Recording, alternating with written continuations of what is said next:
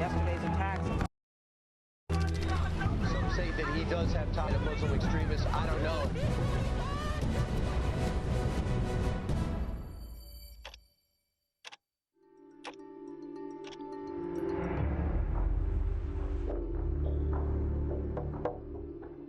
Amid talks in Vienna aimed at reviving the 2015 Iran nuclear deal, which the United States unilaterally withdrew from, an act of terrorism has targeted a nuclear site in Iran. Iran is blaming Israel for an apparent attack on an underground nuclear facility. The Iranians have called Sunday's explosion nuclear terrorism.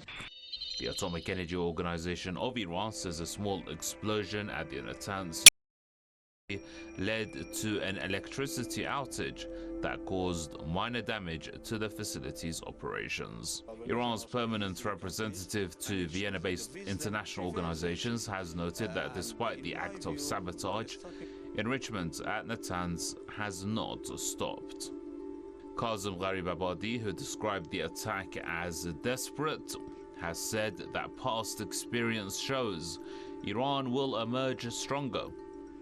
Words that have been echoed by Iranian nuclear energy chief Ali Akbar Salehi. اونها الان در گزارش‌هایی رو که دارن میدن مثلا 9 ماه ما عقب انداختیم فعالیت‌های هسته‌ای رو در نتنز. شاهد خواهید بود ظرف چند روز آینده انشالله بخش قابل توجهی از اون خرابکاری‌هایی که دشمن انجام داده بود انشالله جبران خواهد شد. Iran says emergency power at the site has allowed the enrichment process to continue. Tehran says the person who caused the incident has also been identified. More importantly, Iran has accused the Israeli regime and the United States of being behind the terror act. اسرائیلی‌ها اگه فکر کردن ایران را از پیگیری رفع تحریم‌ها از مردم ایران می‌توانند باز بدارند، قمار بسیار بدی کرد. Has not publicly claimed responsibility. המאבק באיראן וגרורותיה, המאבק בהתגרענות האיראנית, המאבק בהתחמשות האיראנית, הוא משימה ענקית. המצב שקיים היום לא אומר שהוא יהיה המצב שיהיה קיים מחר. Likewise, the White House has denied any involvement.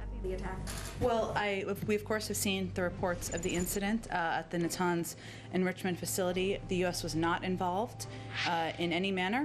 We have nothing to add on speculation about the causes or the impact. However, sources have told Israeli media that the regime's spy agency had carried out a cyber operation. The New York Times has also quoted unnamed U.S. and Israeli intelligence as saying Israel played a role. The timing of the attack spoke volumes. It occurred during a visit by U.S. Secretary of Defense Lloyd Austin to occupied Jerusalem al-Quds.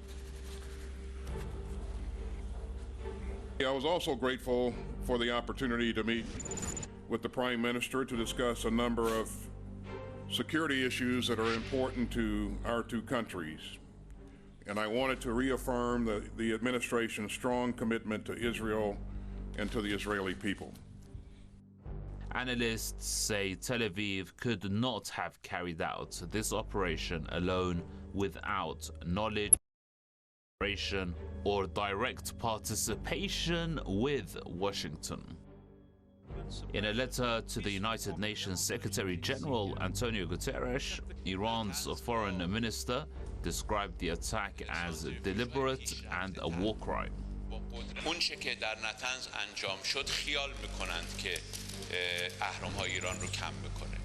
این در واقع ایران رو برای ایران امکان پذیر میکنه که به طور قانونی و به طور مشروع و برای جبران این حماقت تروریستی از هر امکانی که داره در نتنز استفاده کنه. There have been no statements of condemnation from the United States powers such as the Europeans. It all coincides with efforts in Vienna aimed at bringing the United States back to the Iran nuclear deal, also known as the Joint Comprehensive Plan of Action, or the JCPOA. Meanwhile, Israel has strongly opposed the Iran nuclear deal and the lifting of any sanctions on Iran.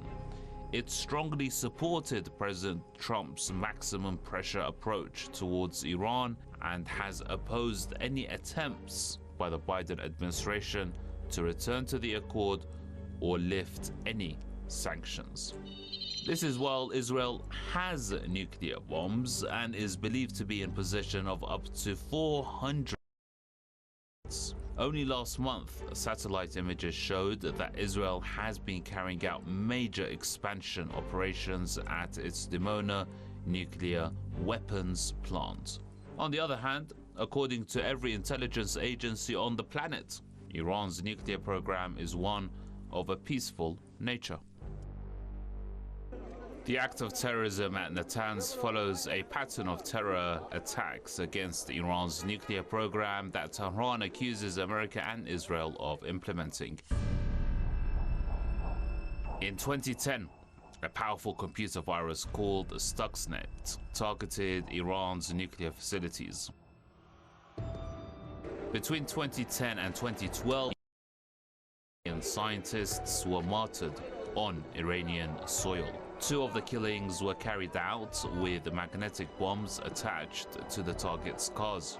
1 was shot dead and another was killed following a motorcycle bomb explosion.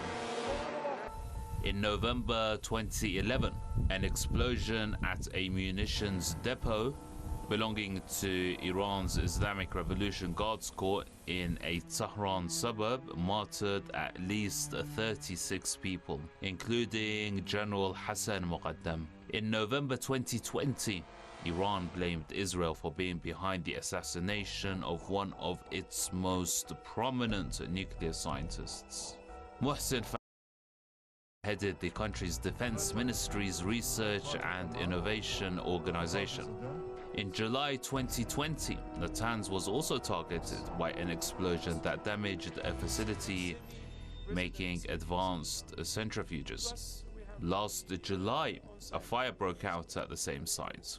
However, Iran says no level of assassinations or explosions will prevent Tehran from expanding its nuclear program. In the aftermath of the martyrdom of Fakhrizadeh, the Iranian parliament passed a bill that allowed the country to resume enrichment of uranium up to 20% purity, as was the case before the JCPOA. New advanced centrifuges are also being installed.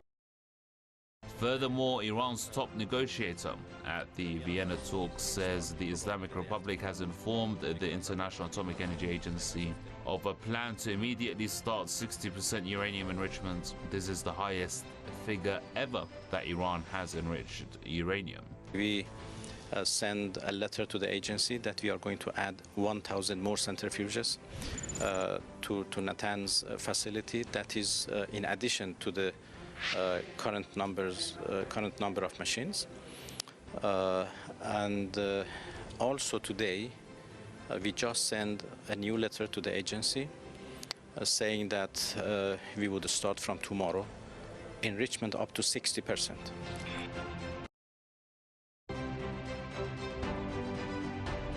اما کارهای دیگه چرا؟ حد غنیسازی ما هم 20% نیست. ما اگر لازم باشه، اگر برای مثلا پیشران هسته‌ای یا مسائل دیگر ممکنه به 60% هم غنیسازی رو برسونیم. این کارا چیزایی است که اگر هرچی احتیاج باشه اون رو انجام میدیم. The White House spokesperson described the ramping up of uranium enrichment by Iran as provocative. Take seriously Iran's provocative announcement of its intention to begin enriching uranium to 60%, which the P5+1 should be unified in rejecting. ما خودمون تحقیقاتمون رو انجام میدیم. اگر تحقیقاتمون رو انجام دادیم و اسرائیل مسئول، اون وقت اسرائیل پاسخش رو خواهد گرفت و اون وقت خواهد دید که چه حماقتی انجام داده. مطمئن باشید که دست ایران پس از این اقدام هم در مذاکره هم در آینده هسته‌ای قوی‌تر خواهد شد.